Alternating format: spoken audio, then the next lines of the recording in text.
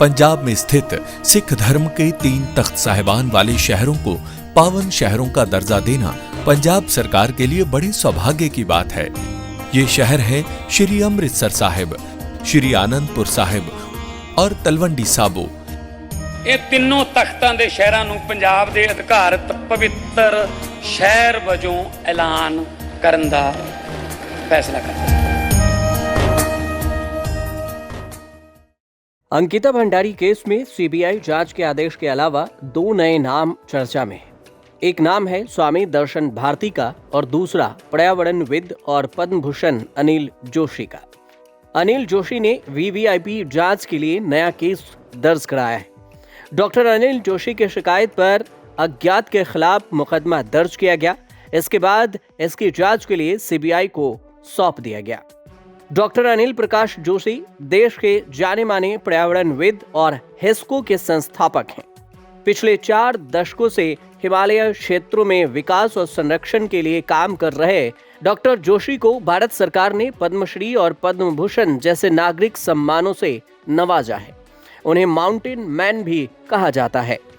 समाज सेवा में उनके योगदान को देखते हुए उनके द्वारा दर्ज कराई गई इस शिकायत को बेहद ही गंभीरता से लिया जा रहा है। डॉक्टर अनिल प्रकाश जोशी ने देहरादून के वसंत विहार थाने में एफआईआर दर्ज कराई। डॉक्टर जोशी ने अपनी शिकायत में कहा है कि वीआईपी कहे जा रहे इन अज्ञात व्यक्ति या व्यक्तियों से जुड़ा एक अलग और स्वतंत्र अपराध हो सकता है। इसकी जांच के लिए जरूरी है कि इस पूरे मामले के तथ्यों को सामने लाने के लिए एक अलग, स्वतंत्र और निष्पक्ष जांच हो। शिकायत में यह भी मांग की गई है कि इस मामले को एफआईआर के रूप में दर्ज किया जाए और किसी निष्पक्ष जांच एजेंसी से इसकी जांच कराई जाए ताकि अंकिता भंडारी मामले से जुड़े सभी पहलुओं पर पूरी तरह से सच्चाई सामने आ सके। नए एफआईआर में जिस अज्ञात वीआईपी का जिक्र है उसकी गहनता से जांच की मांग की गई है।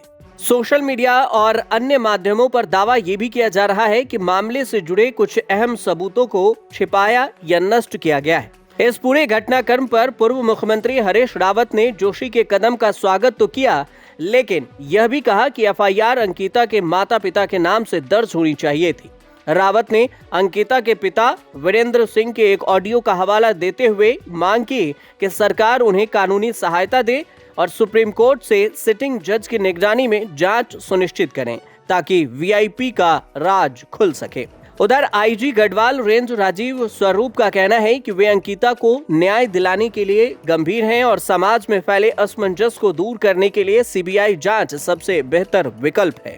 अंकिता केस को लेकर उत्तराखंड में उठे आक्रोश के बीच जब उर्मिला सनावर पुलिस के हत्थे नहीं चढ़ रही थी, तब स्वामी दर्शन भारती की एंट्री ने सबको चौंका दिया।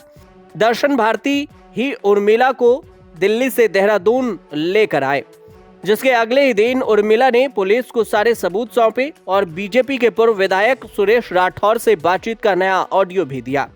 स्वामी दर्शन भारती और अनिल जोशी के इस एंट्री को लेकर अपने अपने स्तर पर स्थिति भी साफ है।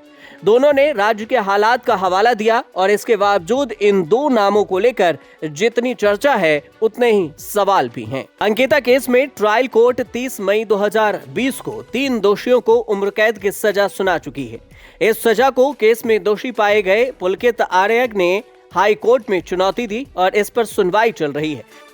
नया केस दर्ज होने के बाद अब सीबीआई जांच में वीआईपी की तलाश जारी रहेगा। ऐसे में मामले की नए सिरे से सीबीआई जांच की स्थिति में सरकार को हाई कोर्ट से इजाजत लेनी पड़ती, जबकि ट्रायल के दौरान सीबीआई जांच की मांग को लेकर हाई कोर्ट और सुप्रीम कोर्ट में दायर की गई याचिका खारिज हो चुकी थी। उधर उर्मिला सनावर से एसआईटी ने हरिद्वार में करीब 7 घंटे तक मैराथन पूछताछ की और पूछताछ के बाद जहां उर्मिला ने खुद को निष्पक्ष जांच का समर्थन बताते हुए अंकिता भंडारी को न्याय दिलाने की बात दोहराई, वहीं पूर्व विधायक सुरेश राठौर ने पूरे मामले को साजिश, ब्लैकमेलिंग और राजनीतिक षड्यंत्र करार देते हुए कांग्रेस पर गंभीर आरोप लगा दिए। इस हाई प्रोफाइल मामले में अब सबकी निगाहें एसआईटी की जांच और सामने आने वाले तथ्यों पर टिकी है। तो उधर अंकिता भंडारी के माता पिता ने पुष्कर सिंह धामी को संबोधित करते हुए सीबीआई जांच कराने संबंधित जो पत्र दिया था उसे उत्तराखंड सरकार के सचिव गृह द्वारा पुलिस महानिदेशक उत्तराखंड और एसएसपी देहरादून को आदेश दिया गया है। अब इस पूरे मामले की जांच सीबीआई करेगी, लेकिन सीबीआई को केस सौंपे जाने के बाद भी अंकिता केस में विरोध थमने का नाम नहीं ले रहा। राज्य भर में विरोध प्रदर्शन हो रहे हैं। आंदोलनकारी इस बात की मांग कर रहे हैं कि सीबीआई जांच ही नहीं, बल्कि जो उनकी मांग थी, जिसमें सुप्रीम कोर्ट या हाई कोर्ट के सिटिंग जज के निगरानी में सीबीआई जांच की जाए, उस पर वे लगातार मांग कर रहे हैं। राज्य में अंकिता भंडारी हत्याकांड के मामले में जांच की आग अब हर जगह देखी जा रही है। लगातार लोगों का समर्थन देखने को मिल रहा है। विरोध के समर्थन में कांग्रेस, उत्तराखंड महिला मंच, गढ़वाल सभा और उत्तराखंड क्रांति दल सहित कई संगठन हैं। हालांकि कुछ व्यापारिक संगठनों ने इससे दूरी भी बनाई। आपको ये भी बता दें कि सितंबर 2022 में अंकिता भंडारी की हत्या हुई। 22 सितंबर को आरोपित पुलकित आर्या, सौरभ भास्कर, अंकित गुप्ता गिरफ्तार हुआ। 24 सितंबर को चेला झील से अंकिता का शव बरामद हुआ। सरकार ने एसआईटी का गठन किया। दिसंबर 2022 को एसआईटी ने कोर्ट में 500 पन्नों की जांच रिपोर्ट सौंपी।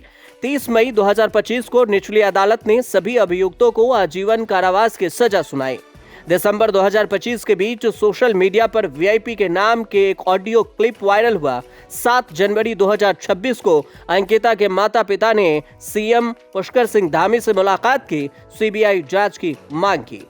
9 जनवरी 2026 को मुख्यमंत्री पुष्कर सिंह धामी ने सीबीआई जांच के आदेश दे दिए और इसके बाद अब इस पूरे मामले की जांच सीबीआई के हाथों में है और सीबीआई ये पता करेगी कि अंकिता भंडारी केस में ये वीआईपी कौन था जिसका जिक्र हो रहा है।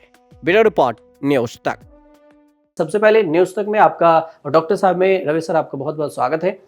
सर, हमारे दर्शक जो है सर इस वक्त ज्यादातर कंफ्यूज इस वजह से हैं कि जो इंदौर के भागीरथपुरा जगह है वहां पर दूषित पानी से लोगों की डेथ हो रही है। बहुत ज्यादा सर अभी भी लोग अस्पताल में हैं, भर्ती हो रहे हैं, एडमिट हो रहे हैं।